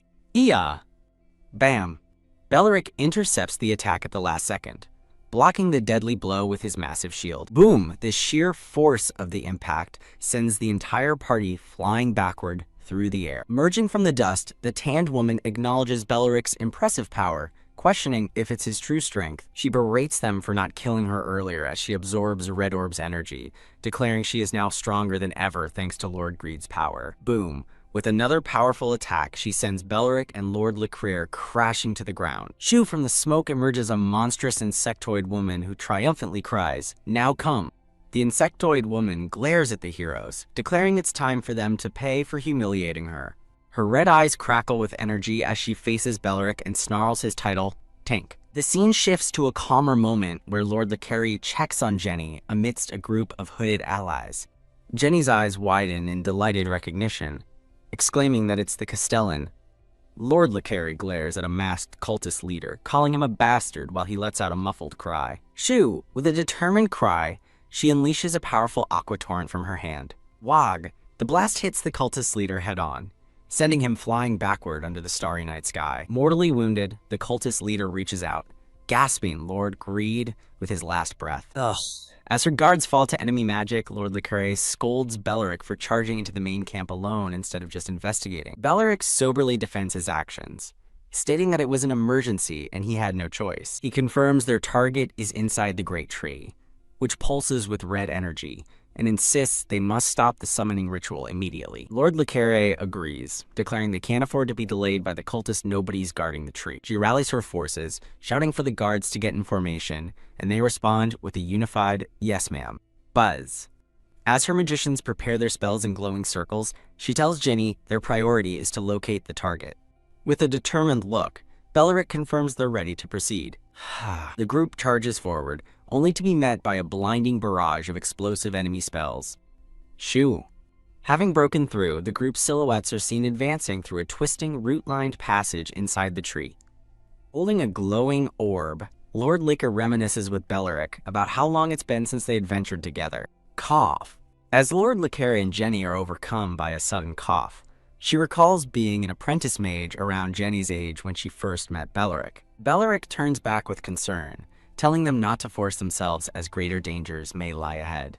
Jenny smiles brightly, reassuring him she's alright because Lord Le Carre neutralized the poison within her. Beleric gazes at Jenny with regret, thinking that his attempt to protect her has only led her into deeper danger. He grips his shield tightly, feeling like a failure for being unable to protect his charge despite his role as a tank.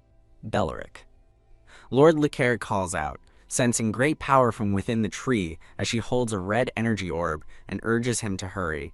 Tap! Someone's foot steps down near a small, glowing green orb lying on the path. Finally reaching their destination, the group stands before the massive, swirling orb of dark energy. Lord Le Carre stares at the ominous sight, grimly accepting that their worst fears have been realized. Beleric looks on with a steely gaze, asking what manner of dark creation they are facing. A blonde-haired woman recounts a legend of a gigantic tree that lies deep within the evergreen forest. This tree, she explains, houses the Lord of the Forest, a consciousness formed from a crystallization of pure natural energies. The woman asks Beleric if Avaricia plans to devour the tree's power, but he wonders how such a thing could be possible. She explains that while it was once impossible, the tree has now grown weak, and its decline was not caused by any dark energy. Ha ha ha. As a mocking laugh echoes, Beleric turns angrily while the blonde woman looks startled, and Jenny peeks out from behind her. A tanned, white-haired woman appears, grinning as she declares that the true culprits behind the forest's decay are humans. As Beleric warns her companion to be careful, Jenny points accusingly, shouting that it's all the woman's doing. Tieske. The tanned woman dismisses their anger, calling them naive. She explains that humans continuously logged the rainforest, hunted its creatures, and enslaved its original inhabitants for their own selfish desires, never considering the consequences. The tanned woman clarifies to the blonde woman that she isn't blaming her. In fact, she's grateful for their greed. Glowing with a sinister green aura, she proclaims that their ever-expanding greed made her plan possible. Beleric realizes she is stalling for time, urging the blonde woman to stop the ceremony as she begins to chant a spell. But the tanned woman lunges forward. Shoot! Die! The attacker screams, grabbing the blonde woman's face and interrupting her spell with a vicious strike. Iya! Bam! Beleric dives in, blocking the deadly blow with his massive shield. Boom! The force of the impact sends Beleric and his companions flying through the air. Standing in the settling dust, the tanned woman comments on Beleric's power, questioning if this is his true strength. Declaring their failure to kill her earlier was a mistake, she absorbs red energy from an orb, announcing she has been buffed by Lord Greed's power and is stronger than ever. Boom. Another powerful blast sends Beleric and the blonde woman hurtling to the ground. Shoo! From the dust emerges a monstrous insectoid woman who summons her power and shouts, "Now, come." The insectoid woman glares menacingly, declaring that it is time for them to pay the price for humiliating her. She faces Beleric, her eyes crackling with red energy, as she identifies him as Tank. Whoosh! A pillar of black corrupt energy erupts, causing the blonde woman and Jenny to cry out in alarm. Shouting that they're out of time, the blonde woman desperately tries to act as a brilliant light cuts through the darkness. Shoo! Beleric's form is visible within the light piercing the smoke, while below, the blonde woman and Jenny are blinded by a flash as he slashes through the attack. Stab Beleric's shield slams into the ground, dispersing the dark energy as the blonde woman recognizes his weapon. Jenny's eyes light up with joy as she exclaims, "It's him," while her blonde companion looks on, stunned. A new figure emerges from the dissipating energy. A determined-looking young man with blonde hair and a green cape. As Beleric catches his breath, the green-caped man stands over a glowing green orb of energy that rises from the ground. Whoosh! Shoo! The man is engulfed by the green power before launching himself forward to deliver a powerful punch. Bam! Bam! His attack sends a massive green beast flying, knocking Beleric and another creature aside in the process. Beleric lies wounded on the ground as the blonde woman and Jenny desperately cry out his name. Kneeling and using his shield for support, Beleric grits his teeth and insists that he's fine. The blonde woman angrily confronts him, demanding to know why he abandoned his critical mission. She asks if he truly believes that Jenny's life is more important than the survival of the entire continent, causing the girl to look down sadly. After securing his weapon, Beleric tells the woman he is no longer the man she once knew. "Haven't we sacrificed enough for the sake of the world?" he asks, leaving her speechless. Whoosh! The group watches as a massive vortex of dark purple energy begins to swirl. Whoosh! The vortex coalesces into a massive, pulsing purple orb held aloft by dark, gnarled roots. Sighing in resignation, the blonde woman declares their defeat, stating that he gave up their only chance. She tells Beleric to leave, saying they have no reason to stay, while Jenny looks on, holding a glowing blue charm. Beleric directs her attention to the distance, where a group of figures stands atop a platform of light under a blood-red moon. He grimly informs his stunned companion that what she is about to witness is the price of his decision. Groan. A grotesque face begins to transform and emerge from the bark of a massive tree. The tree face spews forth a ball of purple energy as its entire trunk morphs into a monstrous humanoid form. Roar! The newly formed tree golem lets out a terrifying roar, its eyes glowing with malevolent purple light. Roar! It raises its arms to the sky, unleashing arcs of purple lightning into the dark clouds. The creature's massive, bark-covered body crackles with untamed violet power. Rumble!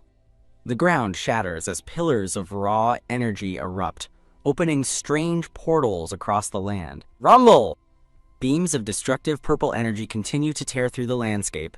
Rumble! The colossal tree golem stands at the center of a raging storm of purple lightning, ready to unleash its fury. Twist. Across the land, corrupted trees with glowing purple faces begin to unroot themselves and rise from the ground. Roar! The awakened trees are joined by enraged boars and howling wolves, the forest creatures rising as one. Jenny clutches her chest, feeling the forest's intense rage and hatred as its corrupted creatures punish the very people who have been hurting it. Thump. As the colossal tree golem marches toward Norland City, the blonde woman cries out in horror that they cannot let it succeed. Belric advises the blonde woman to save her mana, as her attacks will be useless, but she desperately asks what else she can do. Belric falls silent, his expression grim as he watches the monstrous golem advance. Shoo! Suddenly, a brilliant green orb of light streaks through the air toward the rampaging creature. Look. Jenny cries out in excitement, pointing toward the sky. It's the melon. A small, teary-eyed, winged forest sprite appears before Jenny, pleading for help. Jenny smiles warmly at the sprite, asking if it wants her to help it. Belric wonders aloud if Jenny is talking to her imaginary melon friend again, but the blonde woman suspects it might be real after all. As Jenny asks the unseen being about the tree, Belric realizes that while he can't see it, he can sense a powerful wave of pure, natural energy before her. The sprite explains that its daddy is sick and angry with humans, begging the good human Jenny to help, who promises to find a solution as Belric marvels at her sensory abilities. The blonde woman suspiciously asks Belric who Jenny is, prompting him to ask if she knows something he doesn't. Whoa! Jenny gasps in amazement as a green aura envelops her, causing her to float into the air. Belric shouts her name in alarm, but Jenny calmly reassures him that she'll be fine and is just going to talk with Melon's father. Jenny floats away toward the giant golem, leaving Belric and the blonde woman watching from their platform of light.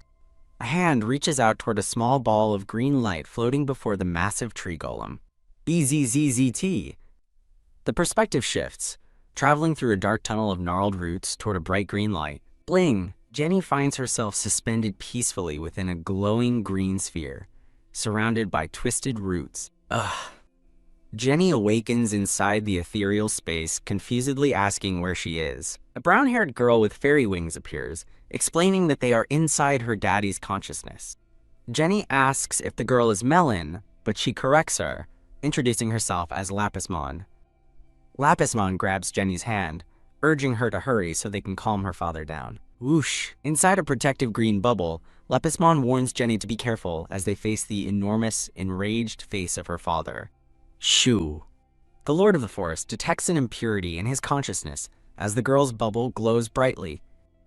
Lapismon calls out to her dad, but he declares that humans are the impurities. Gripping Lapismon's hand, Jenny bravely introduces herself to the Lord of the Forest. The Lord of the Forest recounts the irreparable damage caused by greedy humans and vows they will face the consequences. But Jenny insists he's being controlled by evil energy. Mine own head is being clouded, he roars, turning the accusation back on the humans. Whoosh. Denying he's under anyone's control, he raises a massive arm, declaring that humans are the true poison tormenting the globe. Patak. The Lord of the Forest swats Jenny aside, sending her crashing to the ground as Lapismon screams her name. The Lord of the Forest gazes down at the items scattered around the fallen girl, murmuring, "Those are..." He stares in confusion at her fallen ammunition. Plungers? Looks like his rage has been plunged. The Lord of the Forest is perplexed by visions of humans helping monsters, and Lapismon explains that Jenny has only ever tried to pacify and heal the creatures. He stubbornly declares it impossible for a human to be so kind, but his resolve begins to waver. As the Lord of the Forest struggles with his disbelief, Lapismon tells Jenny that he is wavering and points out the negative energy fragment on his head is her target. With fierce determination, Jenny draws her bow, telling the tormented spirit that she can feel its anger and pain. Tears welling in her eyes, Jenny aims her plunger arrow and tearfully apologizes, admitting that humanity was wrong. Overwhelmed with empathy, Jenny begins to cry. Letting a single tear fall onto the plunger's tip, she draws her bow and screams a desperate plea for him to love them again. Shoo! As Lapis-Mon begs her father to snap out of it, Jenny releases the tear-infused plunger arrow. Shoo! The plunger arrow, glowing with green energy, flies directly at the Lord of the Forest's head. Plop! The arrow strikes the purple gem on his forehead with a soft thud. Vang! The plunger begins to glow, enveloping the corrupted gem in a brilliant green light. Hopping up his arm, Jenny grabs the arrow and shouts, Baddie! This is the end! Pop! With a mighty heave, she pulls the corrupted purple fragment free from his forehead. Puff! As purple smoke pours from the wound, the Lord of the Forest screams, a beam of pure green energy erupting from his mouth. Roar! He lets out a final roar as the last of the corrupting purple energy dissipates around him. Yay! We did it! Jenny and Lapis-Mon celebrate their victory, while below, the giant golem continues its relentless march on the city as soldiers hurry to the walls. Watching the golem's rampage cease, Lord Lecaire is left utterly speechless. On the city walls, she orders her archers to stand ready but to wait for her command. After quickly scaling the fortress wall, Lord Lecaire joins Beleric as he watches the now peaceful forest creatures gather below. Roar! Beleric senses the creatures past agony as images of their corrupted, lightning-wreathed rage flash through his mind. Poof! The purified Lord of the Forest shoots a beam of light into the sky, and the corrupted beasts around him return to normal. As the animals peacefully retreat into the woods, Beleric wonders aloud if they've truly left. He watches the Lord of the Forest dissolve into leaves, suspecting that Jenny was somehow responsible for this miracle. His thoughts are interrupted by a streak of green light flying directly towards him. Jenny. Beleric cries out, leaping forward as he sees her unconscious body floating within the approaching light. He successfully catches her in his arms.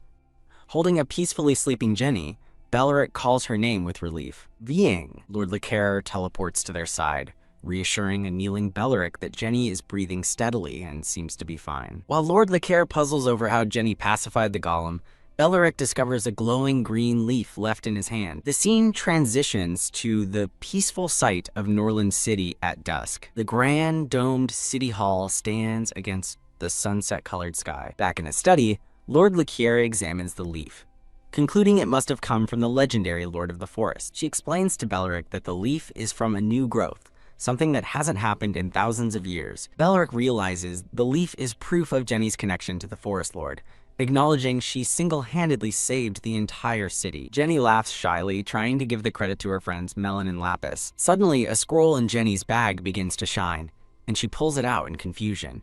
As Jenny unfurls the scroll, glowing green text reveals that the orb of the forest's leaf is a key material for the Sniper Hawk bow. Lord Lecaire excitedly points out that the words on the scroll have changed, revealing the leaf was a hidden crafting material. Beleric notes the incredible coincidence, as Lord Lecaire muses that the scroll's seals are broken, as materials are found. The three look over the ancient scroll, momentarily stunned by the revelation. Leaning against Beleric, Lord Lecaire states that with Avaricia's plans thwarted, Norland City is safe for now. Jenny asks what their plans are for the future, admitting she hasn't thought about what to do next. She turns to Beleric, asking what he thinks they should do. The trio stands by a window overlooking the city, quietly contemplating their next move. Beleric places a hand on a large globe, telling Jenny that he will let her decide their next destination. Jenny thoughtfully studies the globe, trying to pick a place to go.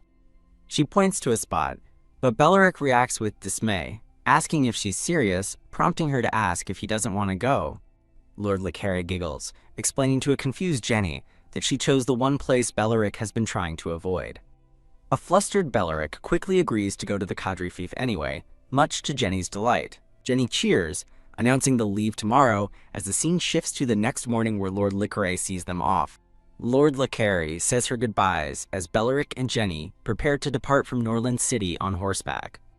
Jenny spots a familiar figure and joyfully calls out to Lapis, who has come to see them off. Beleric and Lord Lecaire are shocked, and Jenny is surprised to learn that they can finally see Lapis too. As Lapis takes her hand, Beleric and Lord Lecaire confirm that they can indeed see the young nature spirit. Lapis explains her father created a physical body for her and reveals she has another reason for being here. She shyly asks to join their adventure so she can teach humans to live in harmony with nature. "That's great!" Jenny exclaims, hugging Lapis before turning to Belleric for his approval. Stunned, Belleric stammers while Lord Le Carré watches in amusement as Jenny presses him for an answer. Looking stressed, Belleric reluctantly agrees, figuring that protecting 2 children isn't much harder than protecting 1. The 2 girls cheer and hug each other, overjoyed to be adventuring together. As the girls celebrate, Belleric awkwardly says farewell to a waving Lord Le Carré. Lord Le Carré watches them go, musing that the great hero has become a nanny, but feels confident their journey will lead to more miracles. The scene shifts to the dark, foreboding throne room of Chiron's palace. A shadowy figure sits upon a throne, waiting in the gloomy silence. Thump! A woman with 2-toned hair casually kicks her feet up, startling the imposing, armored figure of Avaricia. The woman smirks at Lord Greed, mockingly congratulating him on having his grand schemes thwarted yet again. Avaricia grits his teeth as the woman with 2-toned hair taunts him, privately insisting his plan wasn't a complete failure as he clutches a glowing red fragment. He watches a projection of Jenny and a purple-haired girl laughing as the 2-toned hair woman points it out to him. Avaricia sternly warns her not to underestimate Jenny. He reflects that in some ways, Jenny is far more valuable than even the Lord of the Forest. The scene transitions to the sunny coastal city of Kadrifiev, where someone exclaims over a delicious-looking cake. Jenny, her face smudged with frosting, enthusiastically recommends the local cakes to Lapis. Lapis smiles and explains that she doesn't need to eat, as she gets all her energy from basking in the sun. Now traveling on a train, Jenny offers a slice of cake to Belleric. Belleric's gaze drifts out the window to a puppet show on the platform, where a storyteller narrates a tale of adventurers facing a fearsome foe. The show features a group of hero puppets confronting a large, red-armored villain puppet named Anger. Through the puppeteer, the villain laughs maniacally, mocking the heroes as lowly insects and challenging their might. A queen puppet bravely steps forward, vowing to protect everyone and prevent the villain from harming them. The villainous Anger puppet scoffs, asking if she is trying to get herself killed. Clang. The queen puppet strikes the villain's blade with her hammer, shouting an attack of "Holy Light!" While the queen holds the line, a wizard puppet begins chanting, preparing to cast forbidden magic. The wizard puppet unleashes a powerful spell called Wrath of the Stars. To simulate the spell's effect, a puppeteer scatters a handful of small red gems across the stage. The puppeteer cries out in the villain's voice, feigning shock at the hero's unexpected power. The crowd laughs at the silly special effects, except for a silent hooded figure standing among them. The hooded figure speaks up, admonishing the puppeteers for distorting the truth of the story. She corrects the tale, stating that Lancel defeated Wrath, not Carl, which stuns the audience as they realize she's a diamond rank adventurer. The puppeteer defensively argues that she couldn't know the truth, as the popular version of the fable is based on hearsay. Shoo! She dramatically removes her hood, revealing beautiful silver hair and leaving the puppeteer stumbling back in shock. She calmly informs the man that Lancel is her brother, and that she knows the other adventurers in the story personally. Leaning in close, she intimidates the flustered puppeteer, who can only stammer his agreement. The crowd buzzes with excitement, realizing she is the famous Miss Helena and feeling honored to be traveling with her. Back in their train car, Jenny points out the powerful diamond rank adventurer to a stoic Belleric. As Belleric remains silent and lost in thought, Jenny calls his name to get his attention. Bam! The ship lurches violently, sending Helena stumbling into a passenger who spills a drink on her. On the bridge, the terrified captain stares ahead, stammering that something is approaching. "It's a monster," he screams, as a colossal slime king attacks the ship, which Helena identifies as a creature corrupted by a Chiron crystal. Reacting instantly, Helena draws 2 weapon hilts from her back. Click. With 2 swift motions, she connects the hilts to form a single weapon. Her weapon glows as it becomes a spear, and she boldly reassures the crew she will protect them. Shoo! She charges toward the giant monster, yelling for it to stop. Belleric suddenly appears, warning her that normal physical attacks are ineffective against a slime king. She dismissively retorts that past attempts must have simply lacked sufficient power. Leap! She launches herself forward with enough force to crack the wooden deck. Soaring through the air, she tells the bronze adventurer Belleric to watch and learn. Din! She begins rotating her spear with blinding speed, initiating a secret spear art. Whoosh! She becomes a living projectile, rocketing towards the monster with her tornado edge technique. Pierce! Her spinning attack drives straight through the core of the massive Slime King. Bam! The Slime King explodes into countless droplets, showering the deck as the onlookers cheer, and Jenny marvels at the magic-like technique. Belleric explains to a curious Jenny that, against a Slime King, the force of the attack isn't what's important. Land! Helena touches down gracefully, surrounded by the defeated monster's gooey remains. She smirks triumphantly, unimpressed by the supposedly powerful level 60 monster. Behind her, the scattered puddles of slime begin to twitch and fuse back together. Shoo! The slime reforms into tentacles and whips toward her, forcing her to slash them away as she realizes it's not dead. Blob! A slimy tendril grabs her leg, and she cries out in disbelief at how quickly the creature recovered. Trapped by the slime, Helena cries out in dismay as the gooey tendrils envelop her legs. From a distance, a shout of, "Let go!" echoes across the water as the ship is dwarfed by the monster. The crowned Slime King fully engulfs Helena, while the terrified passengers realize even a diamond rank adventurer has been defeated. Enraged and humiliated, Helena struggles within the slime, refusing to believe she could lose to such a lowly creature. Jenny and Lapis watch worriedly, as Jenny pleads with Belleric to help the captured adventurer. Belleric explains that the Slime King is a special monster, and that physical attacks, like Jenny's arrows, will only make it split. He continues, stating that the most efficient way to defeat it is with magic attacks, but trails off with a "but." Looking over the panicked passengers, Belleric notes the lack of mages on board, prompting a worried Jenny to ask if there's another way. Belleric pauses in thought, his serious expression watched closely by a hopeful Jenny. He reveals their target, the crystal of Siron on the slime's crown, and tells Jenny he needs her to shoot it. Jenny agrees that she can hit the target, but expresses doubt that her normal arrows are powerful enough to break the crystal.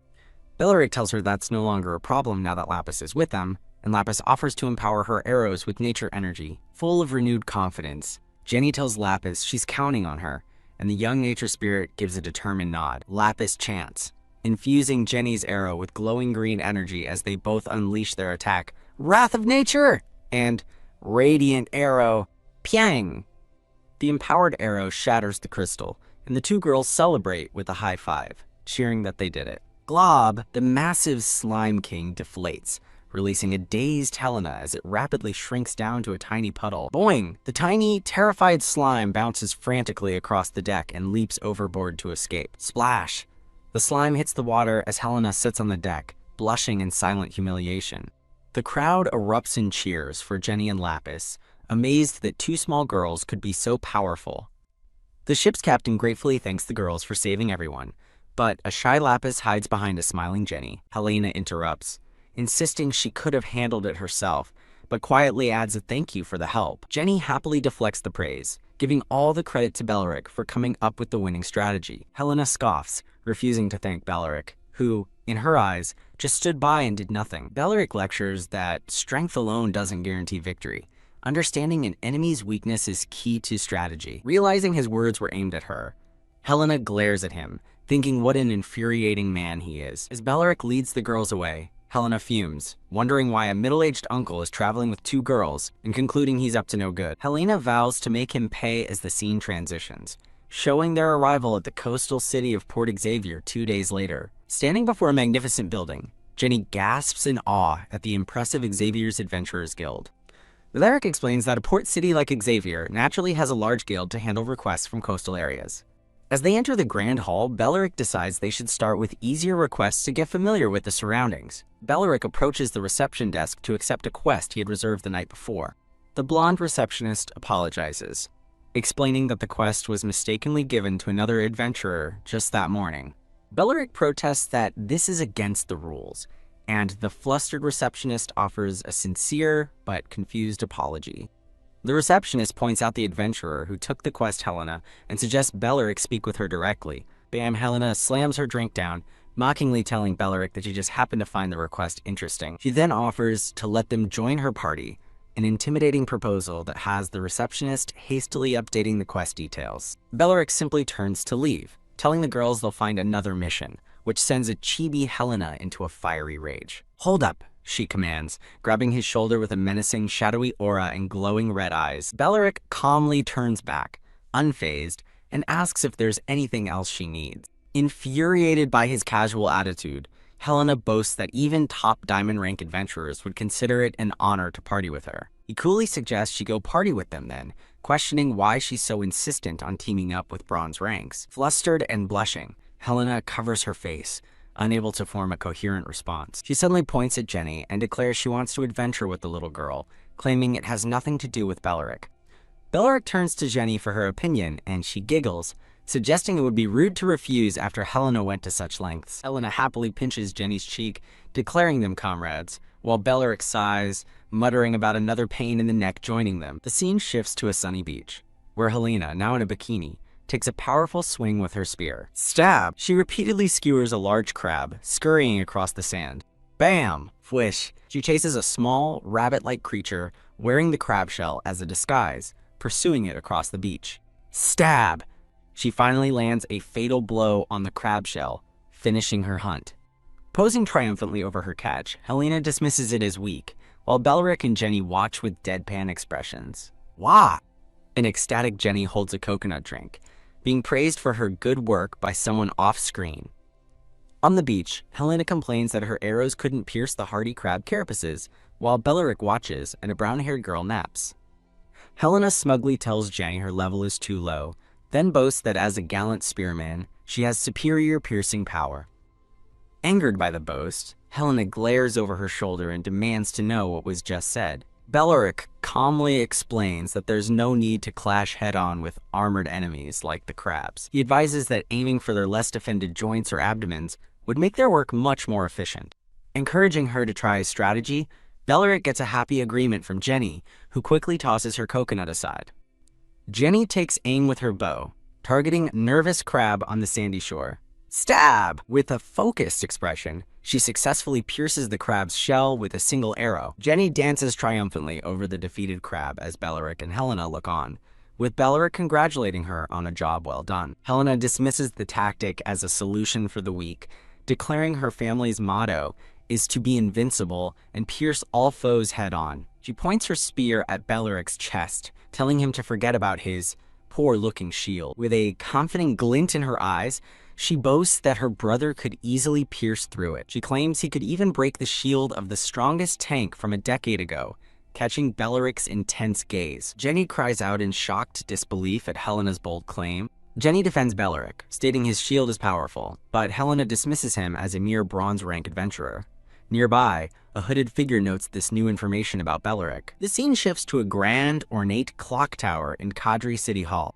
A hooded man asks a silver-haired man in a formal white suit about the investigation at Norland Fief. The hooded man reports that Lord Le Carre remains silent, but rumors say she was accompanied by a little archer and another person. Lancel, the sky-piercing spear, questions if the third person was a tank and impatiently demands the rest of the report. The hooded man mentions Helena's recent departure, prompting Lancel to muse that it's good she still remembers her way home. The hooded man stands respectfully before Lancel. Lancel focuses on the key detail from the rumor, a middle-aged male tank. Realizing the implication, Lancel asks if the people from the Norland incident are with his sister, though his informant insists it's only speculation. Lancel acknowledges the report and dismisses the hooded man, instructing him to remain unseen. He walks away in thought, passing by imposing statues of warriors locked in combat. Lancel glances back, a suspicion forming in his mind as he wonders if it could be that guy. The scene transitions to the exterior of the Xavier Inn at night. Inside, the girls are sound asleep in their beds, while Belleric rests on a nearby couch. Rumble! Belleric's eyes snap open as a sudden tremor shakes the entire room. Now fully alert, he sits up, sensing the disturbance. The girls peek out from their doorway, startled, as Helena asks what's going on and Jenny wonders if it's an earthquake. Belleric tells them it's not an earthquake and directs their attention to the window. Roar. The group stares in horror at a monstrous nine-headed hydra rampaging through the city below. Helena recognizes the mythic great monster, wondering why a creature said to be hibernating in the deep ocean has appeared here. Clang. Declaring they must stop it immediately, Helena readies her spear to join the fight. Grab! Belleric quickly grabs her arm, telling her not to go as she angrily demands he let her go. He firmly holds her back, warning that she can't handle the Hydra alone, and numbers won't help. Belleric tells her that only a warrior as powerful as her brother can defeat such a monster. Helena argues that even at full speed, it would take her brother 30 minutes to arrive. As Belleric watches the destruction silently, she asks if he expects her to just stand by and let Xavier City be destroyed. She defiantly declares that as a diamond-rank adventurer and the sister of the Fief's lord, she is obligated to protect the city, and Belleric releases his grip. Thump thump! Helena dashes out of the room as Jenny worriedly asks Belleric for their plan. Belleric confirms they will help her, but first instructs the girls to prepare themselves properly, which they eagerly agree to do. Roar! Whoosh! Freeze! The Hydra unleashes elemental chaos, breathing fire and poison, while fleeing citizens in ice. As citizens scream to run away, Helena lands on a roof, realizing that a mythic-grade monster is too much for her to fight solo. Thump! She closes the distance, knowing she only has one chance to strike. Gripping her weapon tightly, she resolves to attack the Hydra before it can notice her presence. Leap! Charging her illusory power, Helena launches herself into the air, soaring toward the roaring beast. With a fierce battle cry, she dives in for a powerful strike, while one of the Hydra's lesser heads chomps down on another. The large red eye of a scaled creature glares intensely as two smaller dragon heads look on with shocked and confused expressions. Helena soars through the stormy sky, launching a powerful blue energy blast at a massive dark blue Hydra, which recoils with a pachi. Boom! Helena's attack explodes on the Hydra's head as she confidently declares her success. Helena looks up in surprise, questioning the mysterious green energy that then splashes onto her leg, making her cry out in pain. Helena grimaces in agony, clutching her leg as she realizes the green substance is corrosive acid, causing immense pain. Wounded, Helena lies on the ground as the large dragon looms above, while a small white creature expertly dodges the falling acid, which lands with a thud. Multiple red dragon heads stare menacingly before attacking the small white creature with energy blasts, causing Helena to cry out in alarm. Helena despairs, believing her end is near as the red dragon heads roar and unleash fiery attacks, sending her plummeting with a whoosh, convinced she will die. Jenny looks up with wide, shocked eyes, exclaiming, "Huh," in confusion at the unfolding scene. A shadowy, spiky, red-haired figure, Belleric, emerges amidst a rumbling red energy, stunning Jenny as she questions his sudden appearance. Belleric shouts, activating his, quote, secret shield art to create a golden, sevenfold sacred protection around Helena, which deflects lightning and negates all fire, ice, thunder, and poison attacks from the surprised dragon heads. Under the full moon, several dragon heads let out a furious roar, their jaws wide open in challenge. A dragon head's horn shining and protrudes, extending rapidly with a whoosh towards Belleric, who exclaims in surprise, identifying it as a thorns. Belleric skillfully deflects the dragon's thorn attack with his shield, bashing it away, while in another panel, a dragon's tail stabs downwards. Helena stares wide-eyed in utter shock, questioning how such incredible feats are even possible. Helena, holding her glowing blue spear, expresses disbelief, questioning how a bronze-ranked adventurer could fend off the Hydra's attacks and if he is a god. Helena shouts to hold up, realizing a truth about Belleric, who then explains that while the Hydra lacks strong defense, it possesses remarkable regenerative abilities. Helena, with a flushed face, agrees but questions Belleric's presence, to which he replies that although he didn't want to avoid battle, they must prepare a winning strategy. Helena looks back, surprised to see Jenny among a diverse group of superheroes and other allies, all calling out to Belleric and her. Jenny joyfully announces her arrival with a diverse group of reinforcements to Helena,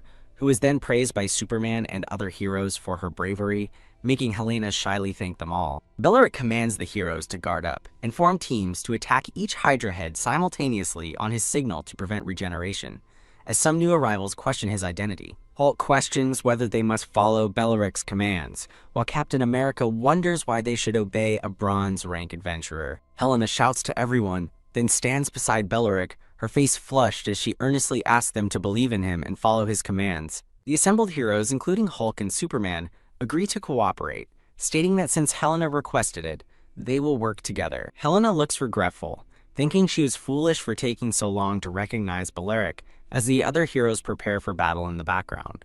Helena's thoughts reveal Belleric is far more than a bronze-rank adventurer. Recognizing him as a powerful tank, her brother Lancel's most reliable ally and greatest rival. Helena gazes at Beleric, confidently affirming him as the strongest tank, as Beleric himself clenches his hand, ready for the upcoming battle. Beleric extends his hand, issuing a commanding order for everyone to prepare for battle. Under a full moon, a massive hydra roars, its heads attacking a burning city, as Beleric instructs Team 1 to engage the fire element head. Beleric instructs his allies to use water magic against the flames and for berserkers to deliver lethal blows, as the Hulk and other heroes rush forward, unleashing icy blasts. A hero complains that water vapor obscures the battlefield, but Beleric reassures them, explaining that priests will cast a sacred mark on the Hydra's head before their final attack. A white-haired priestess with a crown, holding a golden glowing orb, confidently declares, got it, as the Hulk excitedly confirms his role to charge wherever the light is shining, which she affirms. The Hulk enthusiastically agrees to the plan, while Jenny looks at Beleric, marveling at the innovative use of a torchlight spell and wondering why she hadn't considered it. Beleric, wearing glasses, lectures using a blackboard diagramming the Hydra's 9 elemental heads, explaining that treating them as individuals and leveraging job strengths offers a strategic advantage. Beleric continues his lecture, explaining that the only drawback to their strategy is the limited time they have to simultaneously cut off all the Hydra's heads. The Hydra's individual heads are depicted with varied expressions as the exhausted Hulk huffs, illustrating that failure will render all their efforts in vain. Beleric adjusts his glasses, looking thoughtful as Helena leans in to ask about their responsibilities, prompting a hesitant "ugh" from him. Beleric points, assigning the most troublesome Hydra head to them, which shocks Jenny and the brown-haired girl, with Jenny distressed that it's poison gas again. Beleric reassures a worried Jenny, telling her there's no need to worry and to leave the task to Lapismon, who stands smiling by her side. Lapismon smiles sweetly, confidently affirming that she will take care of the task. Lapismon clasps her hands in prayer, causing golden, glowing pollen to rain down and absorb all the poison, much to Jenny's ecstatic admiration. Beleric instructs Jenny to shoot the Hydra's eyes and Helena to cut off its head, to which a confident Helena asserts there's no way she'd miss such a large target. Helena subtly scoffs at needing help for a Hydra head, as Beleric confirms everyone is in position after receiving his instructions, then dramatically raises his shield. Beleric shouts, "Attack!" and slams his shield down with a stab and a bam, releasing a burst of golden energy to begin the assault. A masked man with pinkish-white hair grins, eagerly anticipating his turn, as Captain America and Batman charge a dragon head in the background. The Hulk shouts and swings his chained axe as an ice arrow hits a roaring dragon head, while other Hydra heads are struck and fall with a thud. Jenny aims her bow with intense focus, then confidently tells the Hydra to eat this before releasing an arrow with a whoosh towards its head. Jenny's arrow flies towards the Hydra's eye, but clangs off, leaving her shocked and questioning why even its soft spot is so hard. Jenny cries out in fear as a dragon head roars and unleashes a powerful light blast, directly threatening her and the other nearby heroes. Helena confronts the gigantic Hydra head with her glowing blue spear, challenging it by asking where it's looking as she prepares for her attack. Flop Helena slams her large blade down, declaring this is payback for looking down on the noble Machina house. Buzz high in the night sky, she initiates her secret spear art Starfall and dives downward for a powerful stab. Whoosh. Her attack descends like a bolt of lightning, striking a colossal dragon-like creature on the back. Kaboom. A massive explosion lights up the sky as Beleric watches, thinking her attack wasn't bad and wondering about the other teams. Elsewhere, another team with a green-skinned warrior futilely hacks at the giant beast while Beleric and his allies look on. A white-haired man in a dark cloak throws a glowing projectile as a gift, causing a massive explosion before two other adventurers are struck by lightning and cry out in pain, prompting Lapis to warn Beleric that two teams are in trouble. Beleric grimaces, realizing the situation is troublesome and that they must redirect their forces. As he strategizes, his attention is caught by a glowing pink projectile streaking through the clouds. A glowing spear slices through a serpentine creature's neck, pinning its severed head to the ground. The massive weapon stands embedded in the ground as Beleric identifies it for the girls as the sacred spear, Daybreak. Thump. A fully armored knight lands beside the spear as Helena excitedly calls out to her big bro. A group of adventurers dressed as the Hulk, Captain America, and Superman stare in awe, recognizing their savior as Lord Lancel. Whoosh. Lancel offers a different, ornate spear to a silent and stoic Beleric. Thud. Helena happily runs toward her brother, leaving Beleric and the girls to watch. Snuggle. She embraces a flustered Lancel, reassuring him that she's alright and just missed him. With a tearful expression, she points to her arm, stammering that something is wrong. Lancel grabs her arm in alarm, asking if she was injured, as she sobs that a bit of Hydra acid got on her. She suddenly bursts into a cheerful smile, admitting she was just joking and teasing Lancel for being so nervous. Beleric tightly grips the spear Lancel offered, thinking he'll keep it as a memento, and reflecting on how close they came to disaster. Leap! Suddenly Lancel attacks Beleric, who quickly blocks the strike with his shield, as a shocked Helena wonders what's happening. Lancel holds a dagger to a shadowy figure's throat, sarcastically remarking that Beleric is never late when it comes to protecting himself. He scathingly calls Beleric the strongest tank, who never protected anyone who mattered, declaring that 10 years have changed nothing. Pointing his weapon accusingly, Lancel condemns Beleric for entering his territory and watching as his sister was injured. Lancel surveys the crowd, demanding to know if there are any priests present. A stout woman in a red robe raises her hand, identifying herself as a priest, much to the shock of a nearby adventurer. Acknowledging her, Lancel looks toward Beleric and states that he needs her to act as his witness. He holds his glowing spear high and introduces himself as Lancel Machina, the sky-piercing spear, acting with his house's pride on the line. With the full moon behind him, Lancel points his spear at a stunned Beleric and challenges him to a sacred duel. The girls react in disbelief as a serious Beleric faces his challenger, all wondering how things escalated so quickly.